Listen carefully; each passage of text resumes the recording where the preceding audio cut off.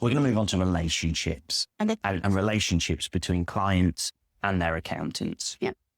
And actually, some people will see an accountant as a cost rather than an investment. Yeah. If they're not seeing the value and that sort of thing. Obviously, you've been with us for Coming up to 8 years. Coming up to 8 years. And you know that we value the relationships more than anything. So just, we've spoken earlier on about people have to come and talk to us. I always call it the 1970 solicitor. People would never make a decision back in the 70s and say, I need to speak to my solicitor or lawyer, as they would have said back then. How are we adding the value to our clients to make sure that they see that we are not a cost? I'll be honest, it's one of the biggest frustrations I have for people that come in the door that are coming from another accountant, that they don't see that there's a relationship there. If you don't have a relationship with your accountant, then how can you feel like you can trust them by ringing them up and asking a question?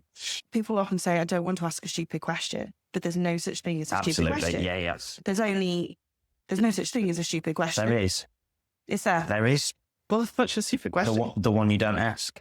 That's very true. And again, we can't advise if we don't know the questions. And it really, really infuriates me when I hear people saying that they've spoken to their accountant and they don't understand it. If there isn't that communication to be able to explain something in terms that someone understands, then there's no point in having the conversation. And the relationship's not there because actually, if you don't understand, so if a client of ours doesn't understand, we actually get to the point in the meeting where we'll say, do you know what we are saying?